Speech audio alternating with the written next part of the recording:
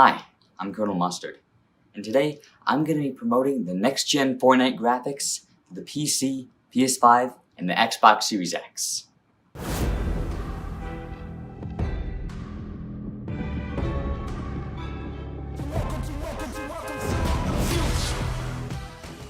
To start things off, I want to talk about one of the most dramatic changes in the next graphical upgrade, the clouds.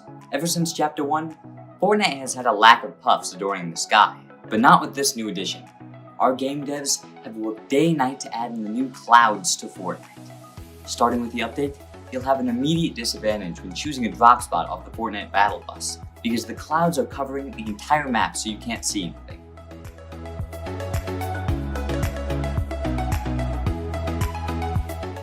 The next thing I want to talk about is something me and the game devs have spent forever planning, and now I get to show it to you today. Something our employees have always wanted to improve on is the Chug Splashes in Fortnite. In the older, more primitive graphics, when you threw a Chug Splash, it just posted a PNG on the ground or wherever you threw it, like the tomato when you shoot it in Bug Snacks. So when me and the developers sat down in the conference room to brainstorm ideas, everybody had something to say. There was an idea of if you threw it in the water, it would dilute and become a part of the water. Or if you threw it on a tree or on a bush, it would slowly drip off the leaves. Or if you threw it on concrete or on the road, it would dissolve into the cracks. People were buzzing with ideas. You could just feel the energy in the room. Everyone was so excited to put their ideas to life when the day came. And when that day finally came, when we were starting to develop the new Chug Splash graphics, we couldn't do it. Because it was too hard.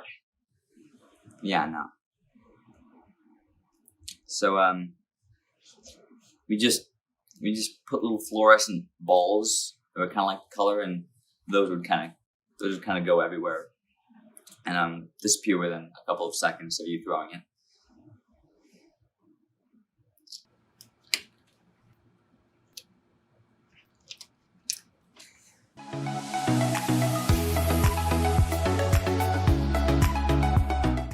The next thing I wanted to share with you was the fire graphics. Now, something everyone is expecting from a new console generation is new and improved and realistic fire graphics. And fire is such a complicated thing to design with because it's unpredictable, it's alive, and it really is. And it's so fine-tuned that you can't really make it real. So we didn't. But we said we did. You see, we used something called optical realism. So what that means is, we told you we made the fire graphics better, which tricks your brain into thinking they look better, but really we didn't change it at all. See, look at this. There's the old, there's the new. You may think these are the same, but they're not. Your eyes are just tricking your brain into thinking they are. Pretty cool. Another thing we're improving upon is when you die in Fortnite. This is super important because 99 out of the 100 people who are in a game at a time die. So everyone's gonna see this.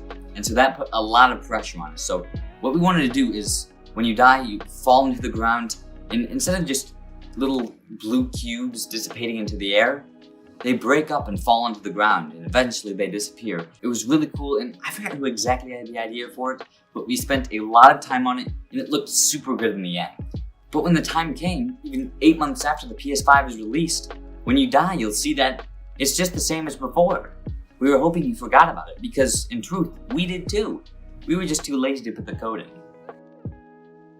When you think of Fortnite, what do you think of? Is it the map, the battle royale, the guns? Well, when someone says Fortnite, I think of the storm. It's in every game, you jump off the battle bus, you gotta go to the storm circle, you're running from it. It's an integral part of every person's playthrough. So, how are we gonna fix it? There is dozens of problems with the storm, like not being able to see anything and having your entire screen be white when you're inside of it, and maybe improving on the damage it does, or more lightning and rain falling onto the ground. But instead what we did is we just put little squares on the outside of it so that you knew where it was at all times. Or you could just check the map to see where it was. Or you could just fucking look. Actually, the day we programmed the new storm, it's a special memory in my brain. I remember us searching online for which square we were gonna use and put on the storm.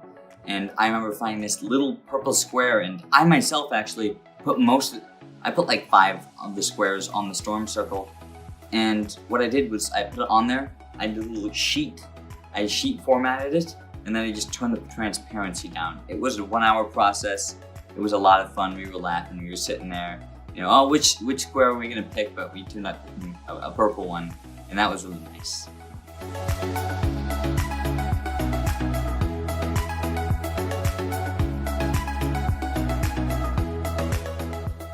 The final thing I would like to talk about is the haptic feedback on the triggers of the controllers of the PS5.